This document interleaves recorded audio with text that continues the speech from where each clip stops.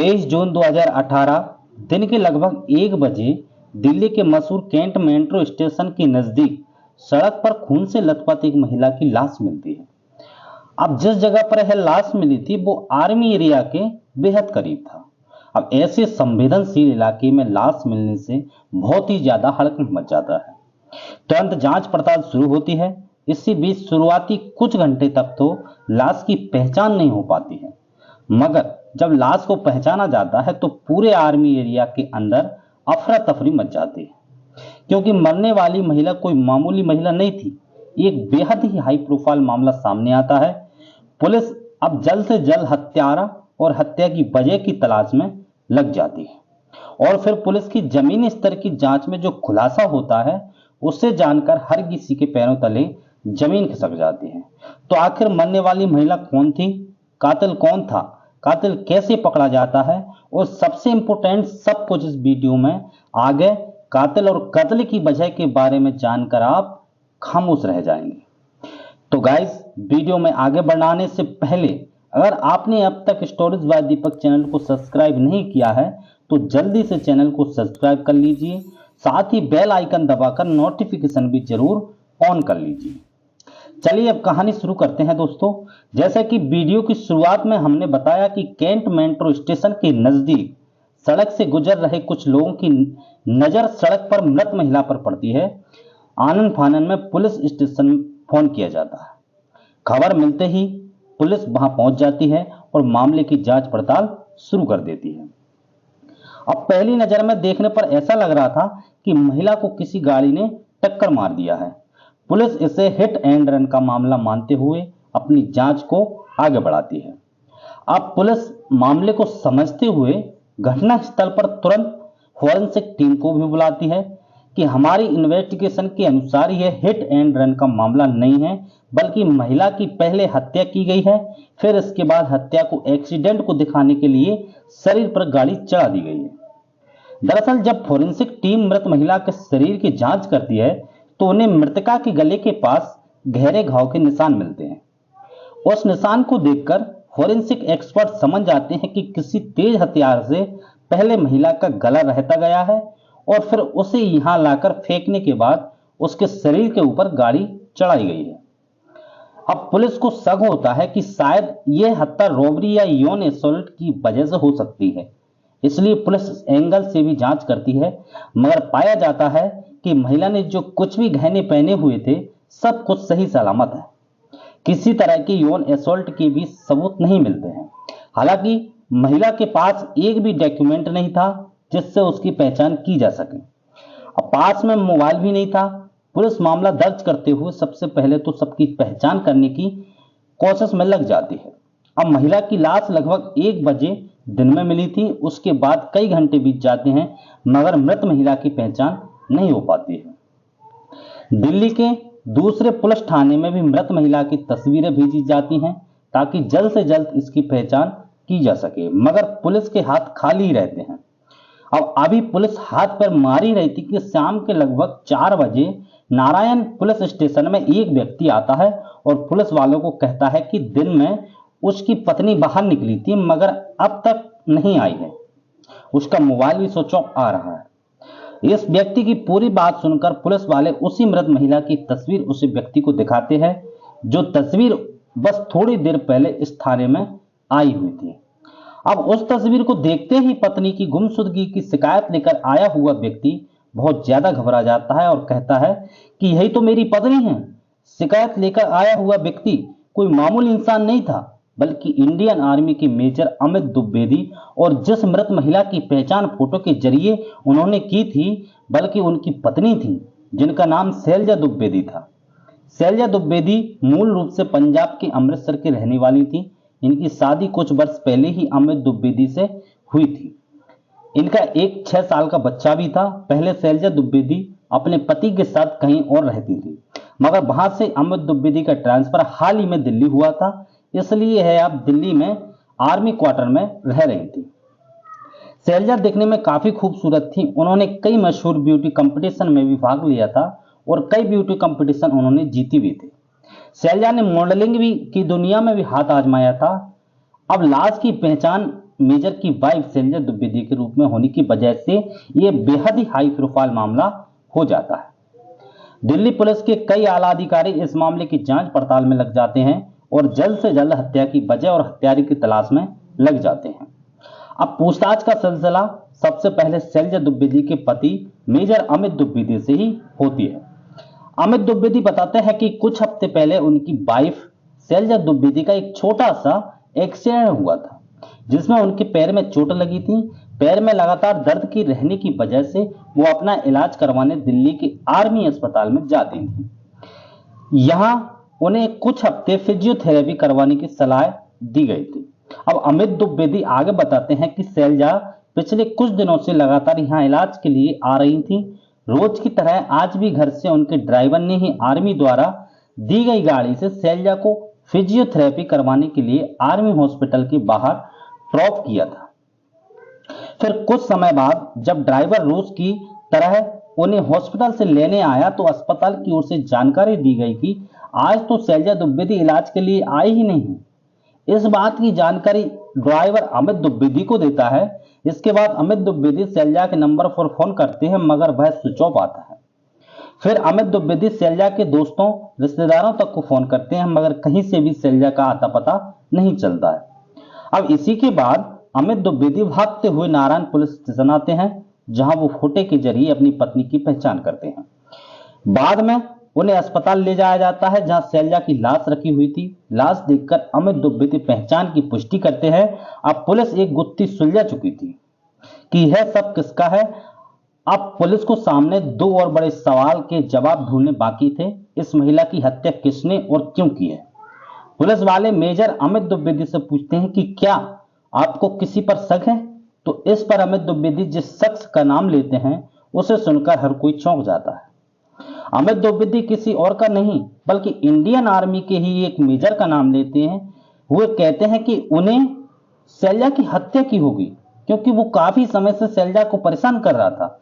Major Amit Dwivedi ने जिस पर अपनी पत्नी की हत्या का शक जताते हैं उनका नाम था मेजर निखिल रॉय हांडा। अब सबसे पहले पुलिस मेजर निखिल रॉय हांडा के बारे में जानकारी निकलवाती है, तो पता चलता है कि मेजर निखिल रॉय हांडा की पोस्टिंग तो मेरठ के कैंप में है। जांच आगे बढ़ते हुए पुलिस सबसे पहले उसे अस्पताल के बाहर की सीसीटीवी फुटेज को खंगालना शुरू करती है, जहां शैलजा द्विवेदी इलाज के लिए जाया करती थी। कुछ ही देर की मेहनत के बाद पुलिस देखती है कि अस्पताल के बाहर जैसे ही शैलजा द्विवेदी अपनी गाड़ी से उतरती हैं, दूसरी तरफ से एक सिल्वर कलर की होंडा सिटी कार आती है। उसी कार से एक व्यक्ति बाहर निकलता है और थोड़ी देर शैलजा से बात करता है और फिर दोनों उसी कार में सवार होकर निकल जाते हैं। अब कार के बाहर निकले उस व्यक्ति की पहचान मेजर अमित द्विवेदी मेजर निखिल हांडा के तौर पर करते हैं।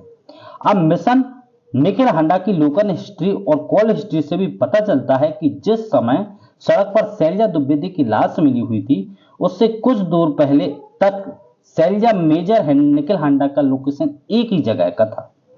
इसके अलावा इसी दिन यानी 23 जून 2018 को सुबह 10 से 12 बजे के बीच इन दोनों की कई बार फोन पर बात भी हुई थी। अब इन सब खुलासा के बाद पुलिस की टीम मेजर निखिल हांडा की तलाश में लग जाती है, मगर कहीं भी उसका पता नहीं चलता है।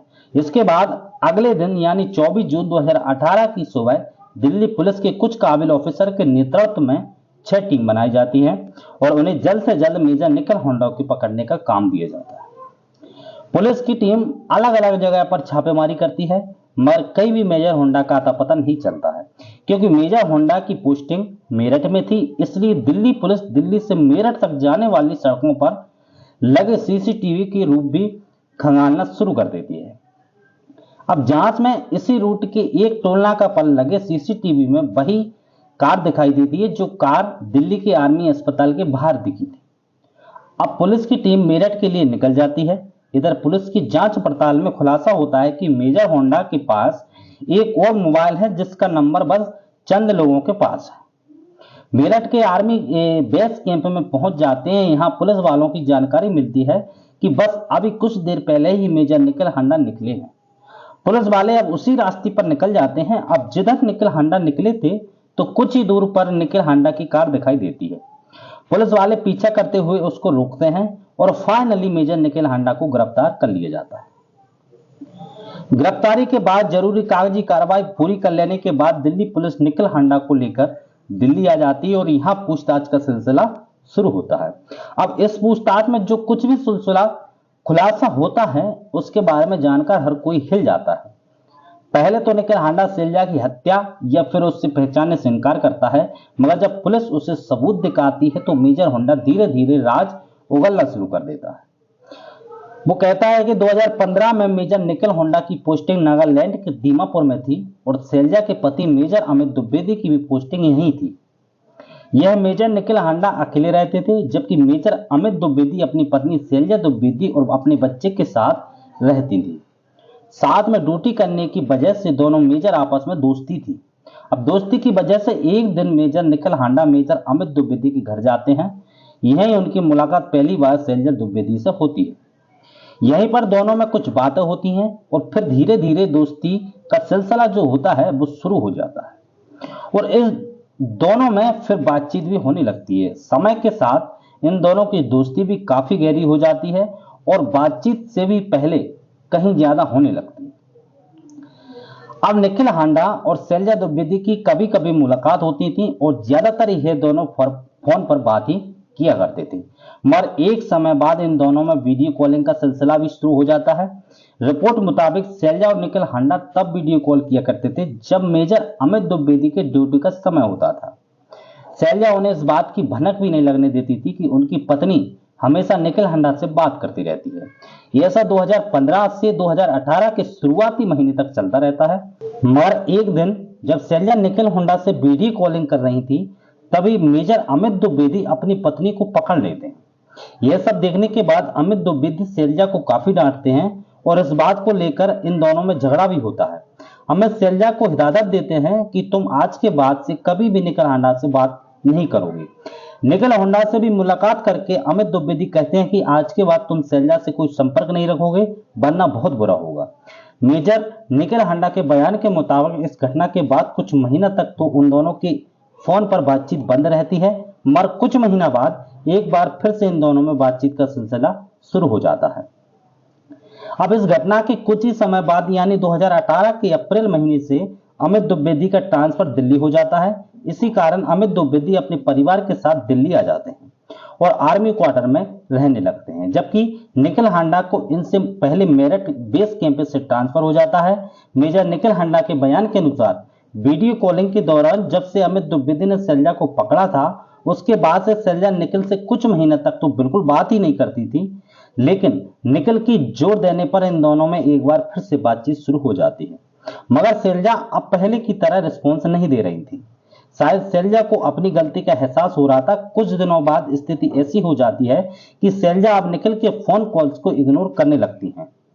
इन सब के बावजूद निखिल फोन करना बंद नहीं करता है और यह वह शैलजा पर अपने पति अमित को छोड़ने पर का दावा बनाने लगता है।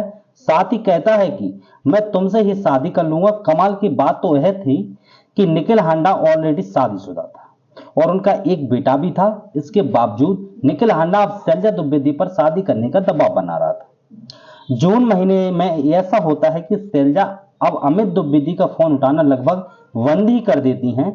इसी बीच शैलजा का एक छोटा सा एक्सीडेंट होता है और वो आर्मी अस्पताल में अपना इलाज शुरू करवाती है। इस बात की जानकारी निखिल हांडा को भी लग जाती है, क्योंकि अब शैलजा से निखिल का फोन उठाना लगभग बंद ही कर दिया था। इसलिए निखिल 2 जून को मेरठ से दिल्ली आता है और खुद को माइग्रेन का मरीज बताते हुए उसी अस्पताल में अपना इलाज की शुरुआती करवाता है, जहां शैलजा रोज फिजियोथेरेपी सेशन के लिए आया करती थी। निखिल ने ऐसा इसलिए किया था ताकि इलाज के बहाने शैलजा से मुलाकात हो जाए।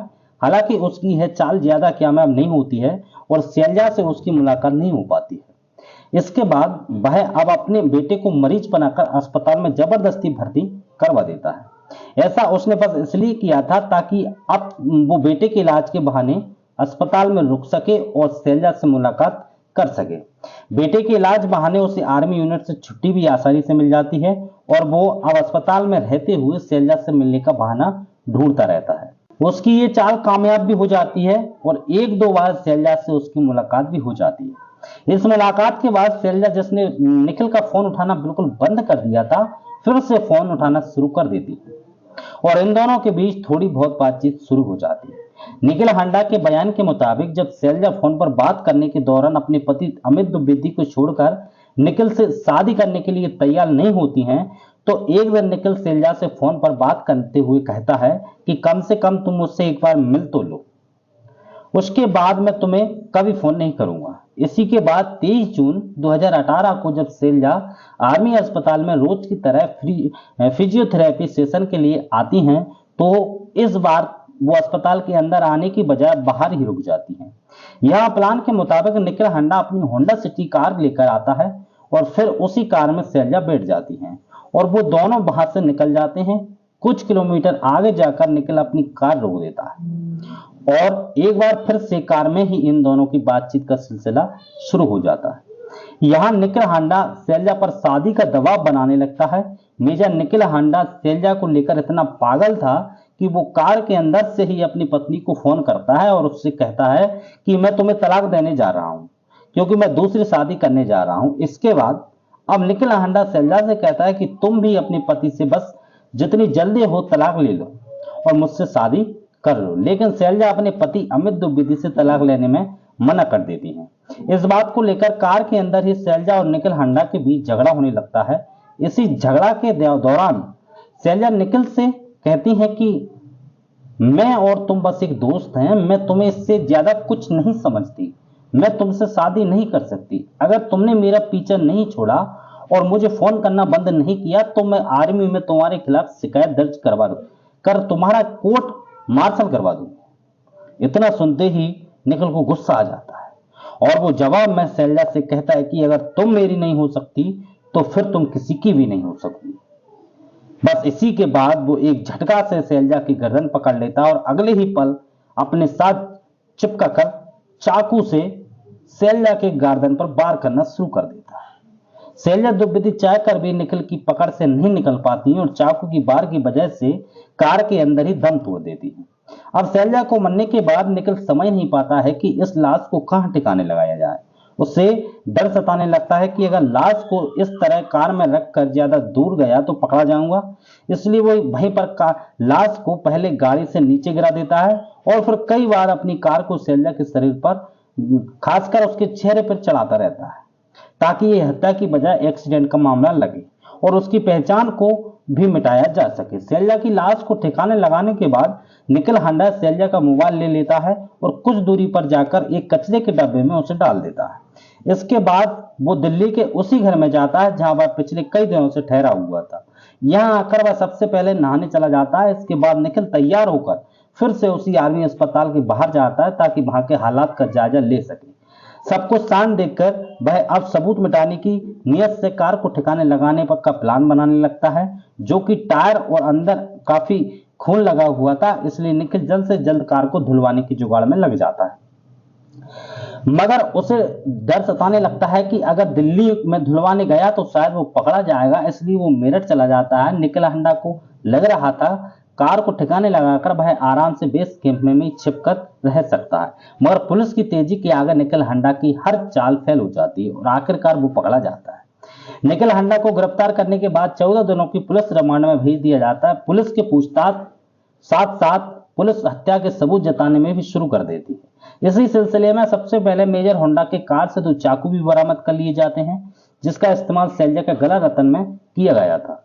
और हाँ, 352 बार कॉल तथा इस दौरान इस दोनों की कई बार काफी लंबी बातचीत भी हुई थी। इतना ही नहीं, जिस दिन निखिल हांडा ने शैलजा की हत्या की थी उसी दिन वह शैलजा को सुबह 10 बजे से ही लगातार कॉल कर रहा था और उसने आखिरी कॉल 12 बजे किया था। जांच पड़ताल के दौरान पुलिस कई दिनों की अधिक प्रयास के बाद शैलजा का वो फोन भी एक कचरे के ढेर से बरामद कर लेती है, जिसे निखिल को शैलजा की हत्या करने के बाद चुराकर फेंक दिया गया था।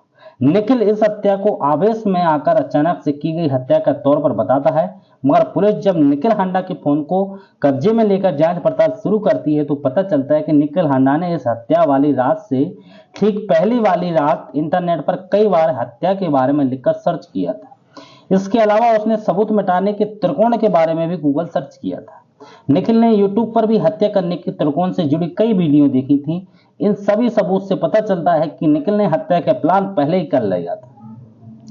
शैलजा की नजर में निखिल से उसको मामूली दोस्ती थी, मगर निखिल हांडा इस दोस्ती को प्यार समझने लगा था।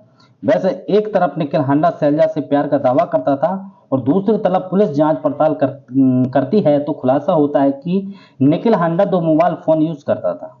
एक मोबाइल में उसने अपने असली नाम और पहचान के साथ फेसबुक अकाउंट बनाया हुआ था, जबकि उसने जो दूसरा मोबाइल रखा हुआ था उसका इस्तेमाल एक फर्जी वेबसाइट फेसबुक आईडी चलाने के लिए करता था। उसी आईडी में निखिल ने खुद को दिल्ली का एक बड़ा बिजनेसमैन बताया हुआ था और वह उसे आईडी के जरिए लड़कियों को फंसाता था।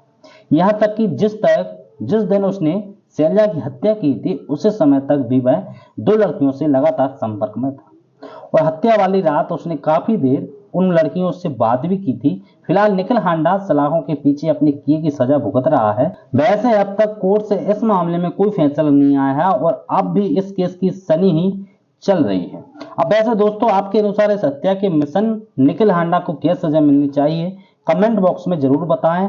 अगर आपको हमारी मेहनत पसंद आई हो तो इस वीडियो को लाइक करते हुए शेयर भी कीजिए ताकि बाकी लोग भी इस खौफनाक कहानी के बारे में जान सकें। अगर आपने अब तक इस चैनल को सब्सक्राइब नहीं किया है तो जल्दी से चैनल को सब्सक्राइब कर लें, बेल आइकन दबाकर नोटिफिकेशन जरूर ऑन कर लें। मिलते हैं क्राइम की दुनिया से जुड़ी ऐसी एक और सच्ची कहानी के साथ अगले वीडियो में। धन्यवाद।